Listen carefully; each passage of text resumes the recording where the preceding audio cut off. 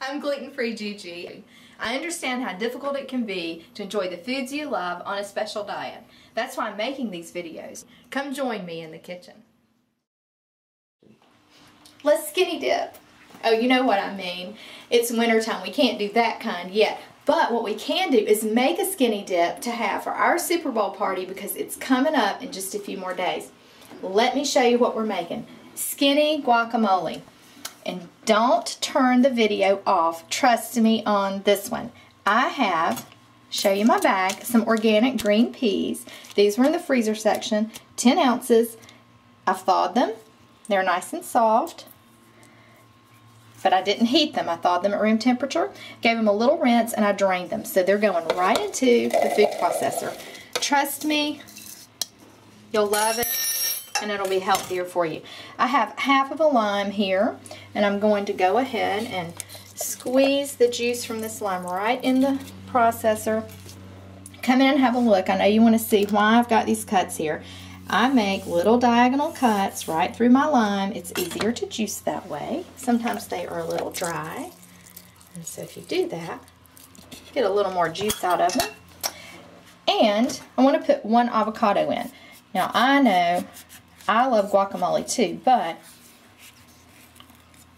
sometimes, like when we're having our Super Bowl party and we've got lots of good high-calorie foods, we want to make sure that we've got some healthy options too for those of us who like to keep an eye on the waistline. And this is a great way to do it, and everybody will eat this.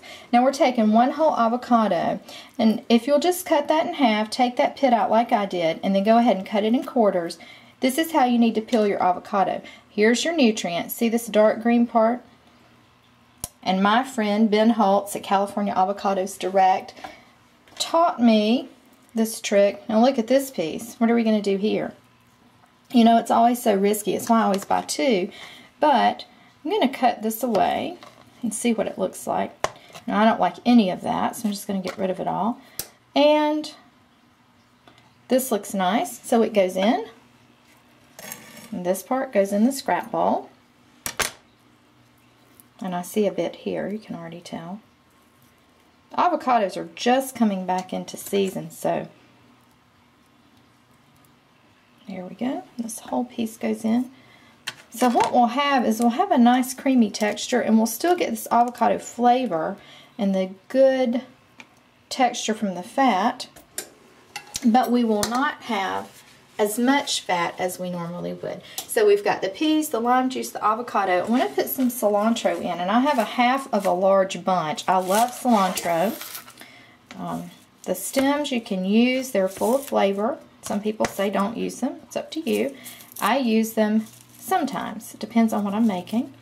In this case, I'm taking most of the stems out. Just run your knife along, but some of these more tender stems, I don't mind. Keep a few in there because we're pureeing this mixture.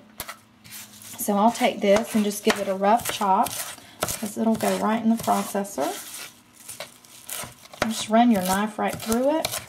Break it down just a little bit. And you always want to make sure your cilantro is at least a little chopped because that brings the oils out, and that's where the flavor is. So just put this right in here. If you don't like cilantro, you know you can leave that out, but I love it, so we'll put that in. And next, we need to add a few seasonings. A teaspoon of ground cumin. I toasted the seeds and put that right in there. You can buy it already ground. This is a 1/4 teaspoon of garlic powder. You could use fresh garlic if you wanted to. I'm using a half a teaspoon of red pepper flakes. You could use green chilies in there if you wanted to instead of red pepper. And then I want to put a half a teaspoon of coarse sea salt. So that all goes in there. 2 tablespoons of coconut milk creamer. I like So Delicious Original. You can use coconut milk there if you have it. Now let's put the top on the processor. Let's give this a whirl. And we want to puree until it's completely smooth.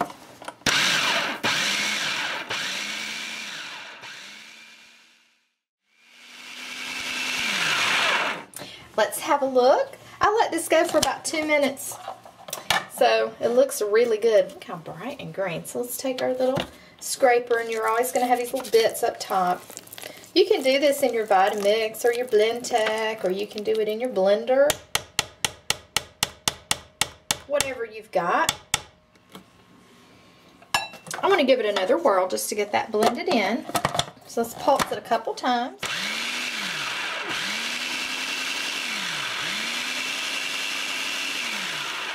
And I think that's perfect.